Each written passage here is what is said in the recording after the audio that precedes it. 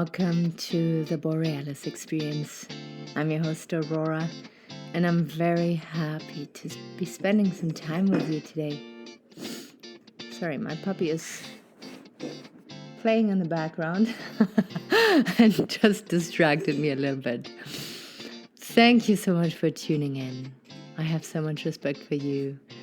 And don't hesitate to leave me a comment. Join me on Facebook and connect with me. I hope you're doing well. And if you're not doing well, I hope this little episode here helps you to feel better. I also have a website where you can find my podcast, www.theborealisexperience.com. And the reason I'm mentioning this is that at the very top, you can put in keywords. And if you want to find an episode to a specific topic, you just put in that keyword and it will spit you out an episode on that topic.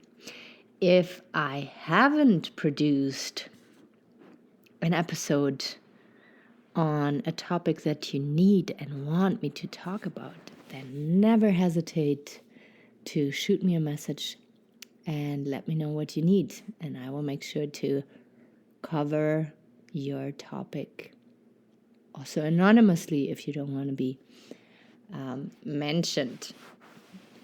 As promised, today I want to talk about love starvation. Why do I want to talk about it? Because this is what I feel. I feel that we are all on so many levels starved. We're so hungry for love, physical touch, healing touch, deep connection, intimacy, warmth, feeling understood, feeling seen, feeling heard. And all I can say is I want to help that. I want to alleviate these feelings. And now my dog is feeding on something that I have to take out of his mouth. I will be right back. Now we got everything sorted. So we feel disconnected. We see people through a plexiglass. And we actually do at the grocery store, at least here in Canada. We see each other, but we don't really connect deeply. We are craving physical touch, yet we're so scared because what if the person rejects me? What if society says this is harassment? What if it's so crazy? Like physical touch is something so natural, yet right now there's all these weird mixed messages around it, and we don't really know how to behave with each other anymore. And this whole virus talk, this whole virus dominating our societies is not making it better, because now we're being told, now we believe, now we live in fear of the other. Being in contact with another person might kill you or might kill another person that you love and have contact with. And I'm not here to say this is wrong, the news are bad, blah, blah, blah. I'm never going to engage in that conversation. But all I'm seeing is people being lonely and in pain because we're being love starved. So what can we do about this? What can we do to feel better, to be more connected to ourselves, to feel more loving, accepting towards ourselves, and then to bring that to the outside world. I use this time of isolation to deeply reconnect to myself. And I'm doing it the very basic way. Yeah, I went through a yoga teacher training and I'm very interested in meditation and such. But what I'm doing, I feel, is like the real basic of being a human being. Breathing, tuning into your breath. Is my breath shallow? Or do I allow my entire lungs to breathe in and exhale? I put one hand onto my heart and feel my heartbeat. Can you imagine there's people out there? I once worked with a client and he said he cannot have earbuds in his ears because sometimes that makes him hear his pulse, his heartbeat, and that freaks him out. And I just thought, oh my God, like you can't even hear your own heartbeat? That's so crazy. That is you. That is what keeps you alive. Laying down on the floor, closing your eyes, being on a hard surface and feeling your lungs expanding and then retracting again, expanding and retracting. Maybe hover above yourself and look down on yourself and look at your body. Look how magnificent it is. It is not only protecting you, but it is keeping you alive. It is constantly there for you.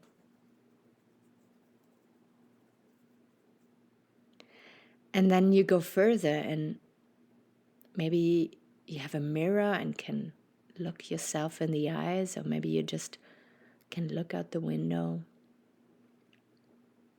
and you see that your eyes are consuming. What are your eyes consuming?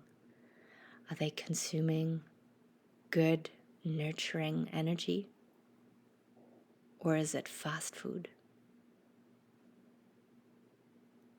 Do you see the beauty of life out there?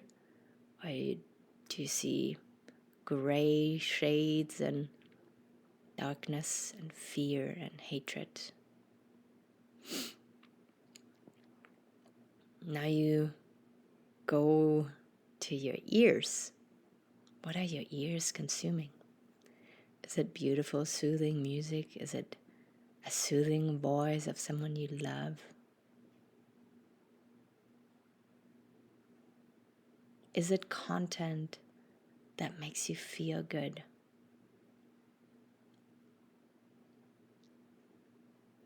When it comes to physical touch, when you have a shower, do you just go through your quick routine of scrubbing off all the parts and then off you go? Or do you deeply appreciate a little bit of self-love there? Not in a sexual way, but just touching your skin, thanking your body for being there for you each second of your life. When you wash your hair, when you massage your head a little bit,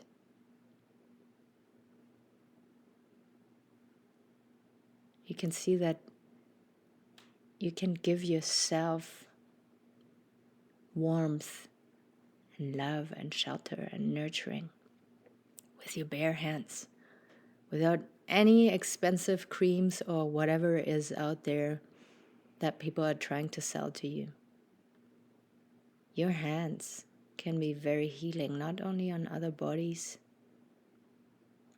but you can touch your skin, you can massage your head or your shoulders, your neck. You can put your hands onto your belly, onto your heart, There's a couple mudras from yoga that you can put your fingers in certain positions that I still haven't understood it fully, but I can certainly feel it when you bring your index and your thumb together and your 3 other fingers are kind of stretched away a little bit. It's kind of a closed circle now. You can massage your temples. Next time you eat, you can send gratefulness to all the people out there who have helped you to have that food on your plate. Imagining the chain of all the people helping out.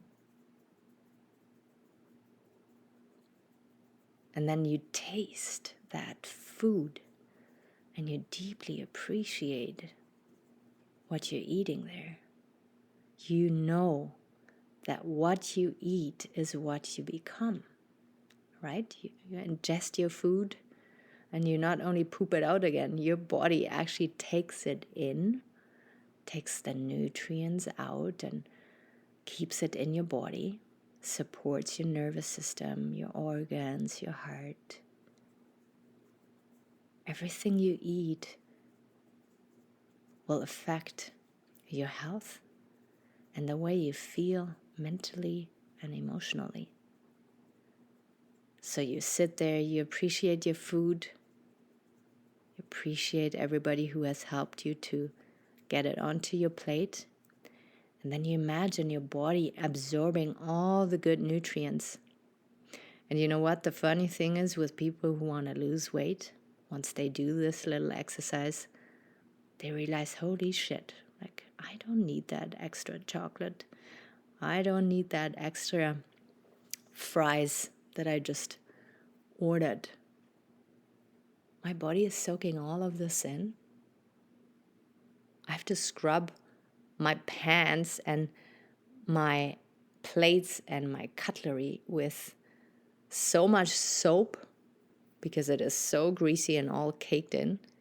But this is what is happening inside of your body now. So all I'm saying here is that deep appreciation for your body will change the way you see yourself and feel about yourself. And you don't need anything for it, just your presence, just a little bit of imagination. And the more aware you will become of how you treat your body, the more aware you will be with what you put into your body.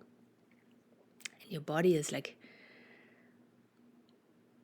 I want to say that entity that makes you feel all these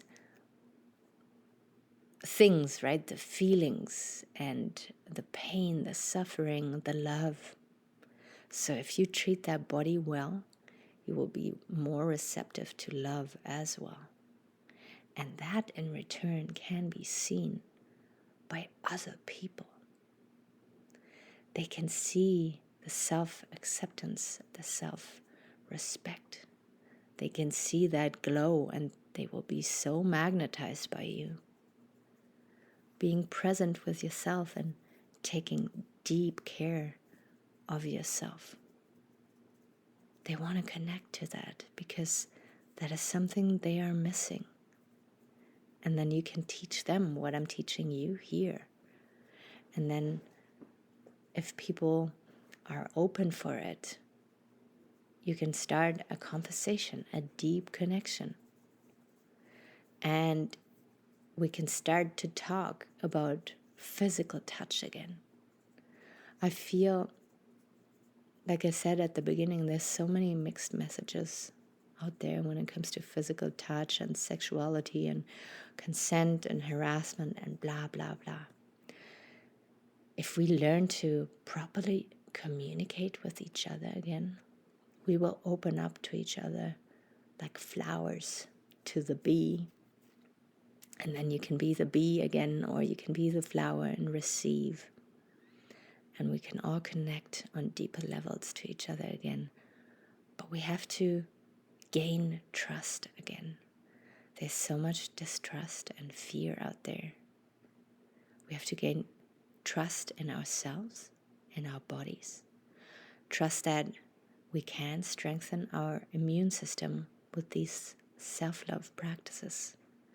And maybe additionally taking vitamins, going for walks, drinking enough water, and sleeping. Sleep is so incredibly important. And I'm also providing you with meditations here. So when you go onto my website, theborealisexperience.com, and put in the search bar meditation, it should spit you out a couple episodes on meditation, and that can very well help you on finding a deeper sleep.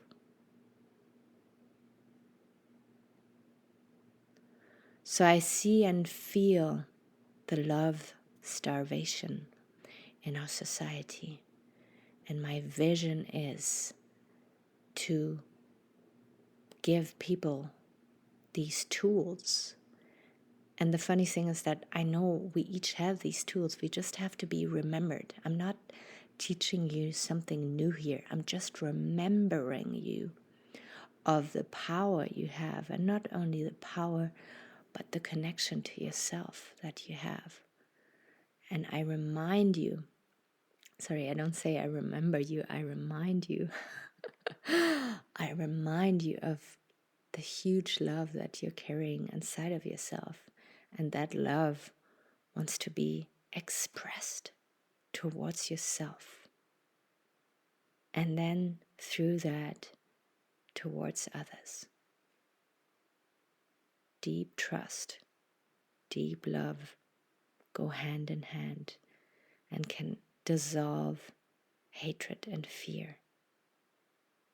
Conversations, raw conversations, asking questions, being curious instead of making assumptions, will spark raw and beautiful, connecting, nurturing conversations again. And that in turn will make us feel less lonely and more connected. That is my vision for the next couple of months and years to come, to remind you of the deep connection that you can have to yourself and then to others. Thank you so much for listening to this episode here. I'm gonna leave you for now, let you on your own. You know where you can find me always. On Instagram, The Borealis Experience, or on Facebook, Aurora Eggert. I'm so grateful to be on this journey with you. Until next time,